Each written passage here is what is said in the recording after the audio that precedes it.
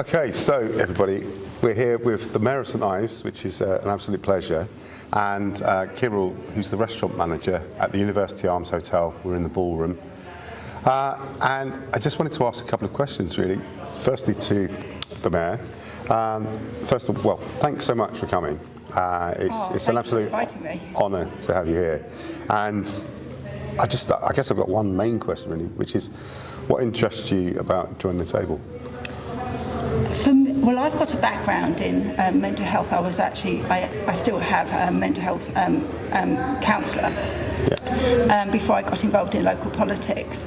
So for me, what it does, it combines the needs for well-being for people and not dealing with isolation and loneliness as well, and also supporting local economy. So it's the two things coming together that makes it ticks boxes for everyone to build that thriving, supportive community. Yeah, no, thank you, because primarily that's why I started joining the table, because I went through a divorce, sadly. It was just after COVID, and I was isolated. I felt really on my own, and I didn't want to go on a dating site. It was the last thing in the world I wanted to do was scroll across dating sites, and I find it a bit obtrusive in some ways. It's just not very personal. So I wanted to create something, like you say, for social isolation, to bring people together for a meal, which is a pretty simple thing that we used to do 20 years ago, but we don't really do it anymore.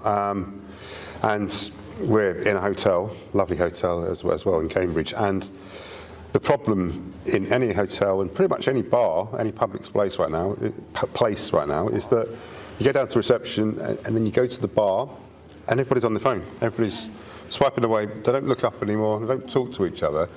And if we're not careful, I think we might almost lose the power of speech. It's getting that bad where people just don't talk to their neighbour or the person that sat next to them.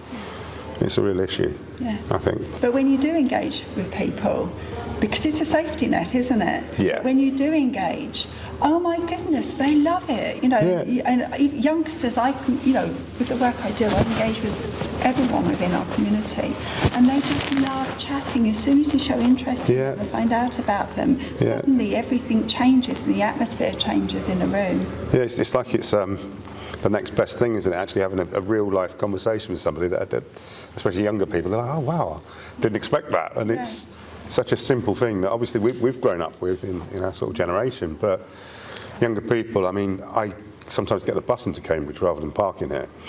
On the bus, there'll be 3 young lads, 16 years old, on the way to college, and all of them are just sat there scrolling through their phone and not actually talking to each other. It's sad. It's got to change somehow. It has. It really has. I agree. Thank you.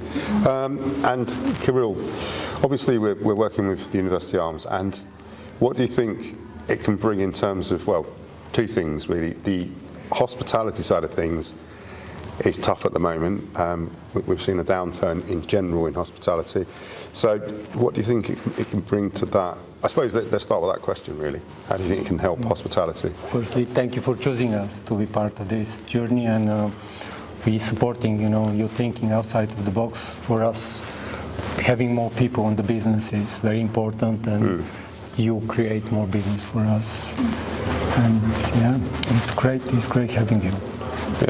So one of the things that I've dreamt about since I knew that I was going to be working with you guys for the last few months is just the possibility of bringing tourists together as well, because I've travelled like all over the world.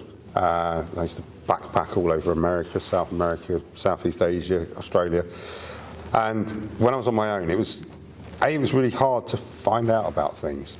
Yes, you can go on things like TripAdvisor now, but you don't always get impartial advice. Maybe sometimes you do, just saying. But you don't always get impartial advice. And what I think this might bring and offer people that are visiting Cambridge and Cambridgeshire is the ability to talk to locals. And when you talk to locals, you get to a different level of understanding about a place, I think. Yes. Actually, that's absolutely true. Yeah. You cast your mind back to when you've been on holiday and you've met some local people, and they'll say, oh, if you go that way to the beach, it's like far less busy and you can get there in 5 minutes, and you'll be the nicer sunbeds around there or whatever, Exactly, and you just get all those hidden gems Yeah. that you wouldn't find on TripAdvisor Yeah. or through whoever you're travelling with. Yeah. Yeah. So are you? Great idea. Thank you. Are you looking forward to Yes, getting yeah. some events going? Yeah, of we've course, got yeah. one next Tuesday, haven't we? Yeah, and we're planning to do more than one a week, I believe. Yeah, I think we're going to start with two a week, and I mean that's the other side of what we're trying to do is bring people down from their rooms again, because I travelled for business for 25 years, all over the country, up in Edinburgh maybe, and then down in Exeter. And I get fed up of sitting in a room on my own. I'd be like, I don't want to go to reception again and say, oh, I'm on my own. Is there a group I can join? So I just order room service half the time, which, if you think you can go and meet some local people, it's a bit of a shame. Yeah, you can always learn something new. Yeah. And as you said, people traveling for different countries, so you can learn something for them, Yeah. which is great. I've always been a firm believer that, you know, the amount of information you can learn, the skills and whatever you can just gather from other people, whoever they are, and whatever walk of life they come from. Yes. You learn so much Yes. from people. So, Yes. okay, well, Perfect. that's it. Thank you so much, guys. Thank you.